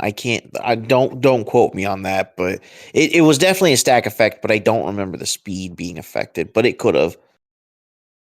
So I do like that. The whole picking up, rolling a defense thing is cool. Like we only have that with Scrolls right now, I think. So it's not unique, but it's not very commonly used on extracts. So I do like the one shot rather than like, let's see if I get pushed again by the spider infected. It's my least favorite of the three that we've seen, though. There's a lot of redundancy with the shape and number, and I just feel like it's kind of awkward. I don't know who's running it, because like if you're gonna run something like this as a scenario team, you're running spider infected, and if you want another one, you might pick cubes over this anyway, just because you can stack cubes, which is good for stealers, and moving slow and getting poisoned is not what you want to be doing. I don't know. We'll see. We'll see how it evolves. I don't see a lot of people playing this, to be honest. So I think Avengers kind of want to play this. Not gonna lie, because they already have like characters like Hulk who are immune to poison and already move slow, so it doesn't matter for them. And they've got a lot of characters with high physical defense, right? So they probably don't even get poisoned anyway. And the slow doesn't affect Avengers Assemble, right? So who cares? I think this might be an Avengers crisis, honestly. Do Avengers want to play Fs though? Well, that's the thing, right? Like maybe if you making a like more up tempo version of Avengers where they want to grab a bunch of these. I don't know. It's going to be interesting. Yeah, maybe. I mean, it's always detrimental losing the priority roll and having your F extracts come out against someone who with a safe grab. You're automatically on the back foot. Right. So I mean, you can counter that by Well, slow down. The problem is that if you center grab this, your speed becomes slow. but you still move away slow and you're safe. Like any center grabber at this point is going to be on a medium base. They're on a medium base, so they're moving back slow on a medium base. They might not get to a secure like they used to, but they're definitely going to be able to get out of anybody's range, basically, unless they're crazy, like maybe a range 5 character. Maybe. I don't think this changes that dynamic at all. I think you're onto the back foot and you have to play your opponent's game and go into their turtle immediately. Or you just lose. You lose by 1,000 cuts over 4 or 5 rounds or whatever by having them break parity by 1. I just maybe you have a team that runs all the Fs and you're just set up to like backsteal all their back Fs. Like you have like 2 medium movers who can threaten, or I guess you only really need 1 because you just yank the one that they don't. You yank the one that you want. I guess you set them up late on a side that you think they're going to survive, and then take their back one, and then set up for like a counterattack if they try to do it to you. Put some dangerous models on your back Fs to punish them for coming in and try to break parity like that. It could still work, I guess, if you have a complete game plan. If you could make a list with all three Fs with a game plan specifically for them, maybe it would work. I don't know. We'll have to see. Hot takes, people. Hot takes. I still like Avengers for that. I think that they can do it. So the last of the crises is an 18 threat. Inhumans deploy advanced weaponry. There's 4 inhuman weapons tokens, and so it's basically 2 on each side they're on the horizontal midline. 1 is 3 in and 1 is 5 in. So you've got 1 that's 6 inches in from the side, 1 that's 10 inches in from the side on both sides. You can only hold 1 at a time, and a character holding an inhuman weapon, functionally they're Montesi books with a beam 3, strength 6, energy attack. But it rules the same way as Montesi. You can't add dice and you can't modify dice during the attack. So It's a little bit of a it's a 4 instead of a 3, and it's on the horizontal center line instead of the vertical. David, what do you think of the advanced weaponry? Man, this brings up the point that JP brought. This crisis just seems so fucking lazy. Like they could have done so much better with this. Like this is basically Montesi just turned sideways, right? Like I don't know. Like I mean, people weren't really using the Montesi beams before. Like this is not gonna incentivize them to use them now. Like I don't know.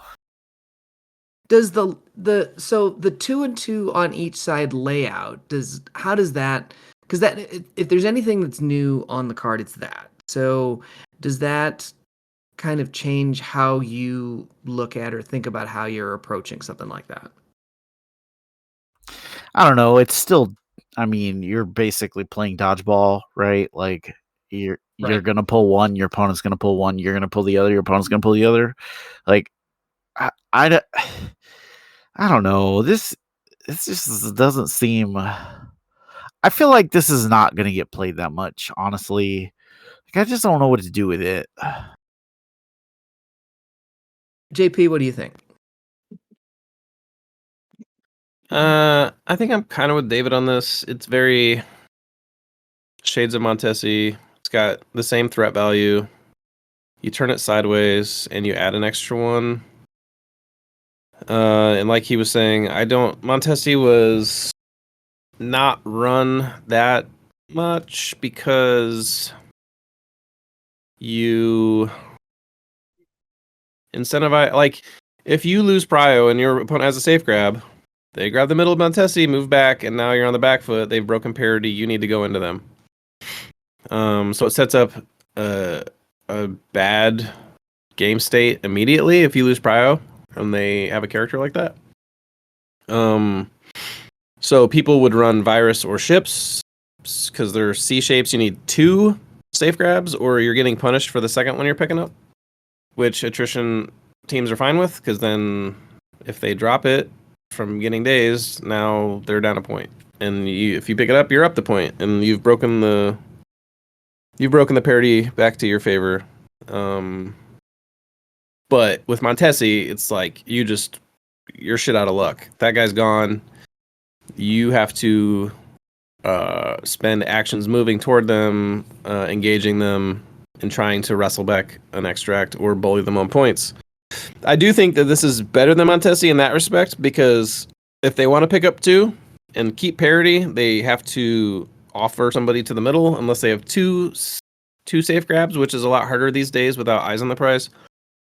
You need to be running like Toad and like Amazing Spider-Man or some shit. I don't know. Maybe Webs can still do it. But the issue is that Montesi was cool because it was only 3 points on the board. Now you're at 4. So you're increasing the extract count, which attrition teams. I mean, ideally, attrition teams would want the 3s at this point since researcher's gone. I mean, they want as few as possible on the board to cap the ceiling of ceiling for scoring. So, now that this is 4 extracts, it's contending with hammers, it's contending with scrolls. I don't think that this is bad. Just because with hammers and scrolls, hammers more so because the scroll has a push, but if you have a safe grab, like the push on the scroll isn't that big of a deal because you have a long mover, so you get pushed and you move long away. So I guess either way, like if you have a safe grabber, you're fine on those. Whereas here, like it definitely sets up board states that favor attrition more than those other 2. And I guess adding a beam doesn't hurt. So I feel like this will actually get used by attrition teams. I could see this coming in as the 3rd after virus and ships. Just because it it sets up board states and it introduces like a beam 3, which is like, yeah, you can't mod dice, but if you like a 6 dice beam is still really good. I don't think it's inventive or creative in any way. Like it's not exciting, but I think it's going to be an effective crisis for attrition teams. Alex, what do you think of advanced weaponry? Hate it. I think it'll get played. I like the thread on it. I like the map. I honestly like the map. I think it's a cool map. It is basically a Montesi, but turned 90 degrees. But it's different, and I'm just happy that it's different enough. But then, like the downside to it, I hate the crises effect. Having a range 3 beam energy attack. I mean, the beam, it's nice, but like the idea behind it is like that was the lazy part with in my opinion. Let's just make it an energy Montesi beam. I was like, well, you could have done something different. Like, I don't know, maybe spenders cost 1 less power if you're holding one of the extracts. Something. So I don't know. Just that part was pretty lazy in my opinion. I was not happy about that. Yeah, they could have gone so many different ways with these, and then they had to reuse Montesi, which is a total vampire suck from the personality of that. I just don't understand what the rationale was for doing for making some of these decisions. It just doesn't make sense to me. Give the model like if they were trying to go for like an attack, make it something that doesn't already exist in a crisis. Like, I don't. Yeah. Another example, make it a Shuri Panther Gauntlet. I don't know, something different. So with this being introduced and with the challenges to Montesi for scoring teams when you lose priority, what's the rationale for playing Montesi anymore? That it's three extracts, right? Like 3 versus 4. It seems like a small impact, but like over the course of a game, it will probably make a difference. Okay. I don't know. I don't see people running Montesi as much. It was kind of like the odd man out anyway between the three extract scenarios. I feel like Virus was probably. I don't have the statistics to back it up, but I'm assuming Virus was first played. Ships was the second most played, and Montesi came in third. And I feel like this is going to step on Montesi toes quite a bit. Yeah. Because the idea of a detrition team is to like push engagements. So I feel like they're gonna run this over hammers and scrolls probably. Scrolls is cool too because if they don't have a safe grab and they whiff the scroll roll, you can push an engagement by literally pushing them toward your team. But you're kind of depending on them coming up shit on the slot machine for the roll. Whereas this, it's like, okay, if you want to, you have to move 2 guys to midline, and we're gonna bang it out.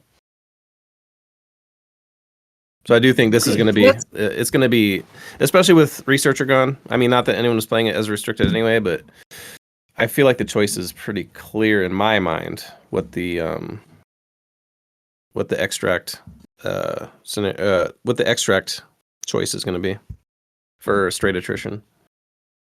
But maybe the push one will be good too. I can't remember what that one's called, but that one's pretty neat too. But this one definitely forces engagement early, which attrition teams want. They want to start throwing dice as early as possible. Well, and okay. I do like that the layout is semi-close. So like if somebody picks up 1, you might be able to like move up and attack that character and pick up the other one. Oh, in other words, on the same side. Yeah, so like a Namor, for instance, a Namor could technically he could move up and attack you if you pick up that other one, as opposed to Right. like move up and pick up and run away. Right. It just depends on what you want to do, but I think that's kind of a cool idea. Yeah.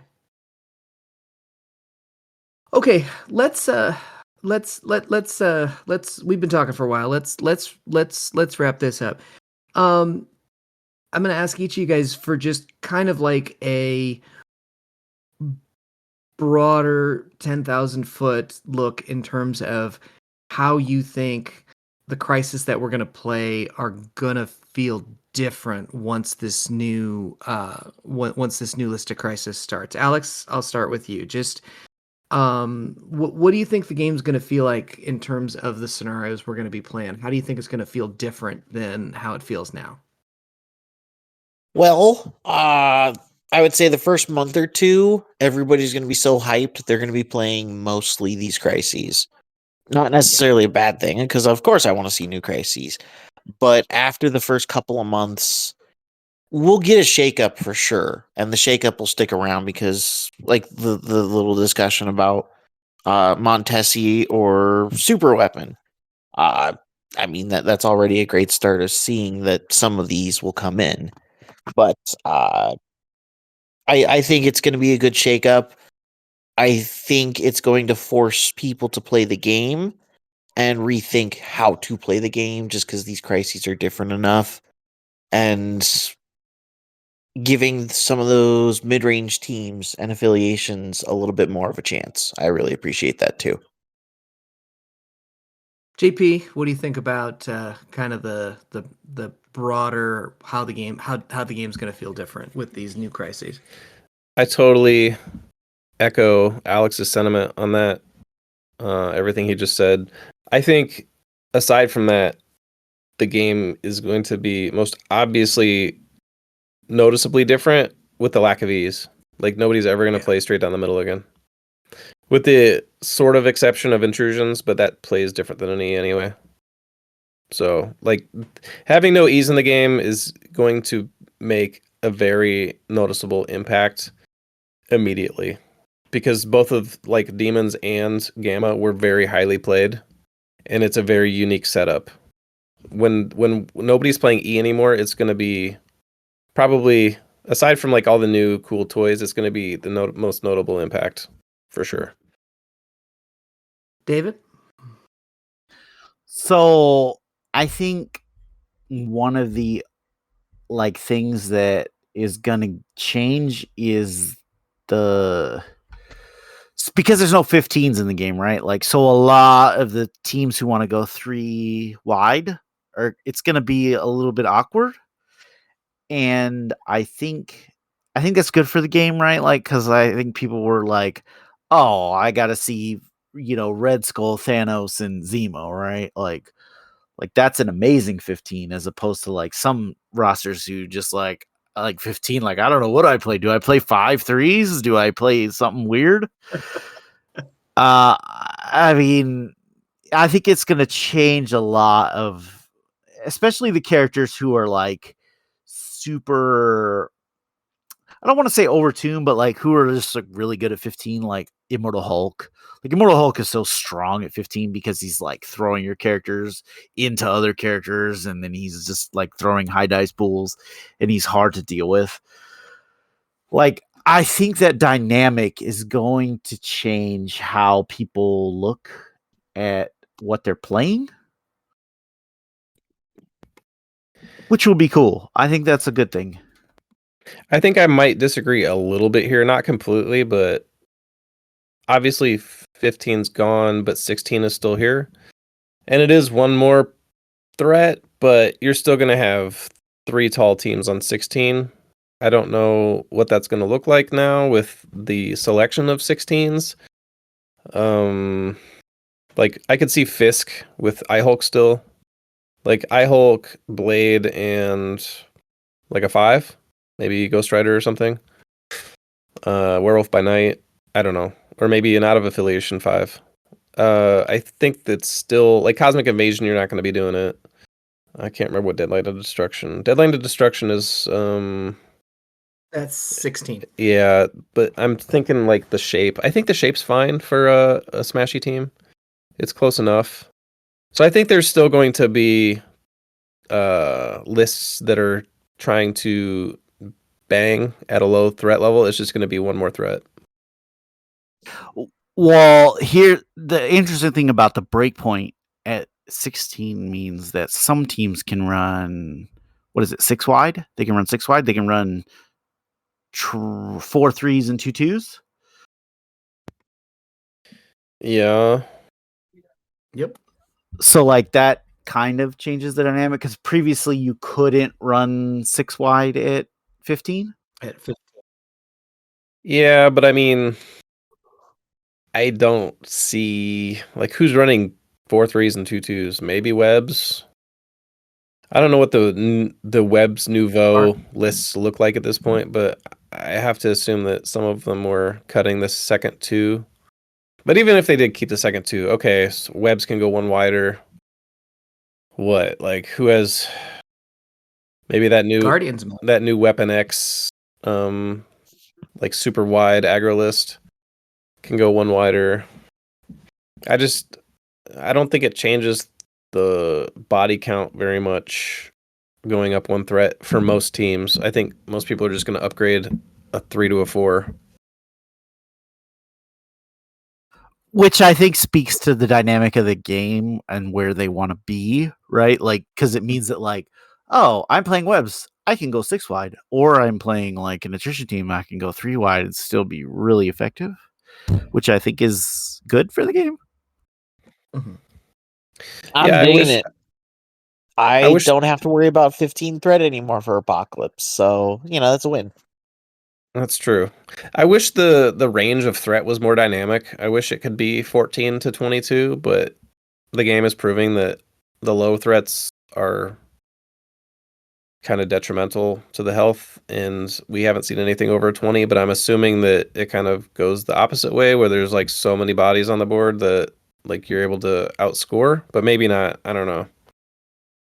Obviously higher threat favors scenario just because there's more chance to score. I do think it's interesting that they intentionally took 15 out and intentionally did not put 21 in. So I think that tells us something. Well, with that, webheads, we are anxious to hear what you think, both in terms of hot takes about what you think the new Crisis are going to be like, and then once you've got a few games under your belt, what do you think they're actually like? So give us some feedback. You can email us at wittybantercast@gmail.com. You can hit us up at all the socials at wittybantercast.